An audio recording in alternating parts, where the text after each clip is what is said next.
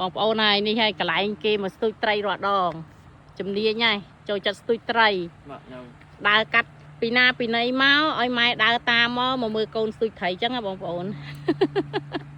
អ្នកចូលចិត្តស្ទូចត្រីអូ my god នេះប៉ា3នាក់ឪកូននាំគ្នាតាមកាវិនមកនេះគឺមកតែ3នាក់អីហ្វីគេអត់មកទេចា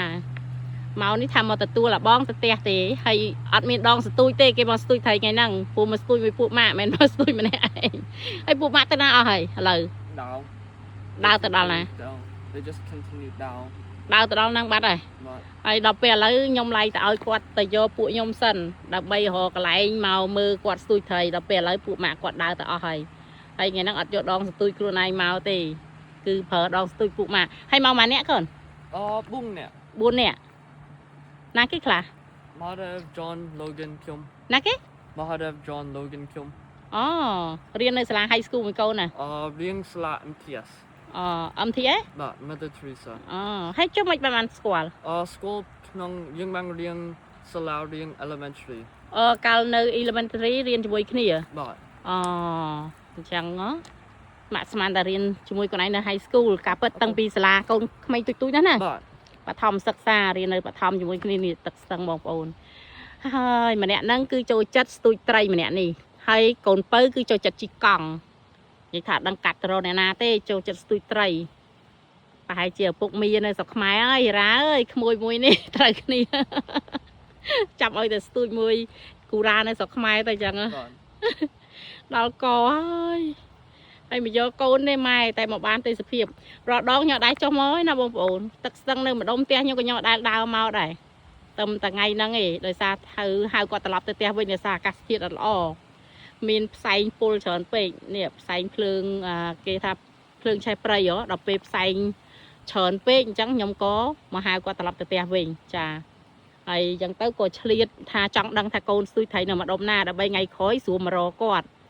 ពេលណាដែលគាត់នៅផ្ទះម្នាក់ឯងគាត់អាសាមកស្ទូចត្រីឲ្យជីកង់មកអញ្ចឹងទៅដងស្ទូចមួយទៅដាក់កតាបមួយមកហើយ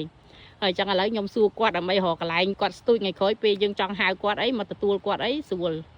ហើយហ្នឹងមកមួយពូម៉ាក់អត់ជីកង់មកទេអត់ទេដើរមកហើយពូម៉ាក់ដើរពីណាមកដែរ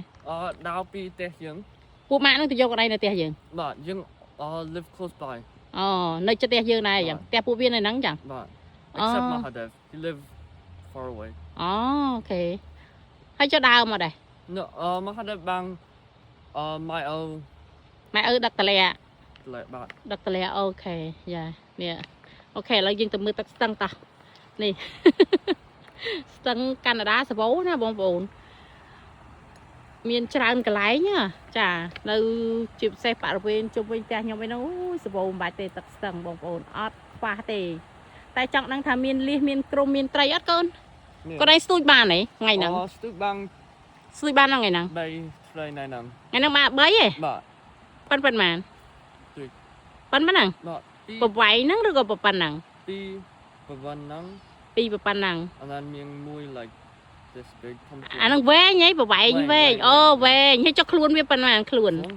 ខ្ញុំអត់ដឹងខ្លួនហ្នឹងមានន័យថាប៉ុណ្ណេះឬក៏ប៉ុណ្ណេះចង់និយាយថាប៉ុណ្បាត់ដាក់ខ្លួនប៉ុណ្ណឹងអូខេអញ្ចឹងទូចដែរយ៉ាអត់ញ៉ាំចោត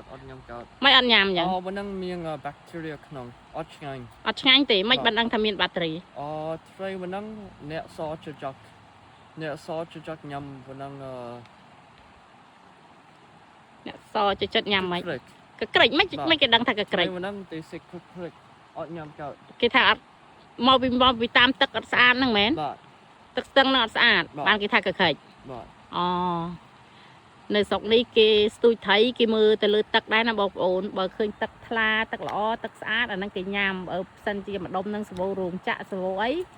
ទឹកអត់សូវស្អាតគេអត់ញ៉ាំទេចាហើយម្ដុំកន្លែងខ្ញុំរស់នៅហ្នឹងមានរោងចក្រមានអីច្រើនដែរចាមិនច្រើនទេមានប្រហែលកន្លែងក៏strong ចាហ្នឹងដែលចចក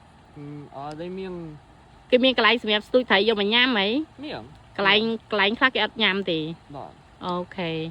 តោះមើលដាឌីប្រហែលនៅកាយកណប់ឲ្យចាំមើលខ្ញុំស៊ូមនិយាយខ្ញុំនេះបរោះកាយកណប់អូប្រហែលកាយកណប់ហើយ ប្អូនគេទៅរកហើយអូខេអញ្ចឹងប៉ុណ្ណឹងណាបងប្អូនវីដេអូប៉ុណ្ណឹងចាស់កុំឲ្យវែងពេក